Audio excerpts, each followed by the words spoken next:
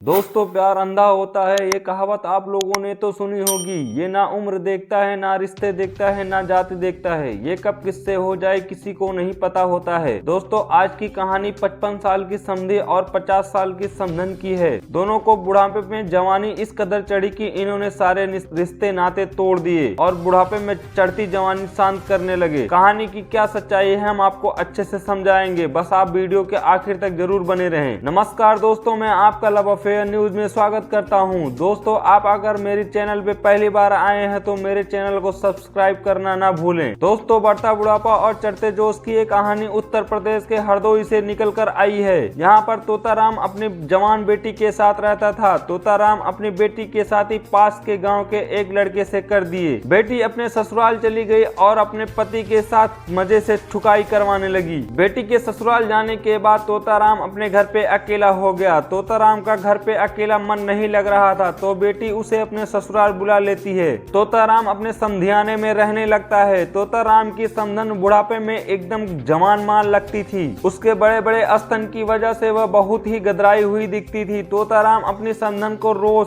सोच कर अपने पप्पू को अपने हाथों से हिलाता था। कुछ दिन बाद तोताराम अपनी समधन पर डोरी डालने लगा तो मानो समधन जैसे पहले से ही तोताराम के साथ ठुकाई करवाना चाहती थी। उसने तुरंत अपने समधी के प्रपोजल को एक्सेप्ट कर लिया और समधी समधन का रासलीला शुरू हो गया। समधन का पति राजगीर करता था, वह ज्यादातर काम के सिलसिले में बाहर ही रहता था। 50 साल की समधन 55 साल के समधी के साथ ठुकाई के मजे लेने के लिए बेताब हो रही थी। एक बार समधी रात को सो रहा था तो समधन उसके कमरे में पहुंच गई और समधी को नागिन की तरह लिपट गई। इतने में समधी की आंखें खुल गई और उसने अपने समधिन की स्तन को दबाते हुए किस करना शुरू कर दिया। अब समधन अपने बंजर पड़े होल में समधी के पप्पू को डलवाने के लिए बेताब होने लगी और बोली, समधी जी अब अंदर डाल दीजिए, रहा नहीं जा रहा है। फिर समधी ने समधन का घोड़ी बनाकर पीछे से घपाघप करना शुरू कर दिया। जब से तोताराम की पत्नी की मृत्यु हुई थी उसने भी होल का स्वाद नहीं चखा था। उसकी यह मनोकामना उसकी समधन ने पूरा कर दिया था। अब रोज दोनों समधी समधन गर्मी शांत करने लगे थे। कई महीनों तक यह सिलसिला चलता रहा। घर के कुछ लोग अब इन दोनों पे शक करने लगे थे तो समधी समधन को लगा अब हम दोनों यहाँ पर रहकर ठुकाई का आनंद नहीं ले पाएंगे। फिर एक दिन दोनों मौका पाते ही घर से फरार हो गए। समधन अपने साथ घर से कुछ पैसे और गहने भी ले गई और अन्य प्रदेश में जाकर रहने लगे और बिना रोक टोक के बुढ़ापे में ठुकाई का मजा लेने लगे। एक दिन समधी ने अपनी पत्नी और समधी के भाग जाने की जानकारी पुलिस को दे दी। इसके बाद पुलिस खोजबीन शुरू कर दी। कुछ दिन बाद समधी ने जो रुपए पैसे और गहने ले गए थे वो खत्म हो गए। दोनों अब घर पे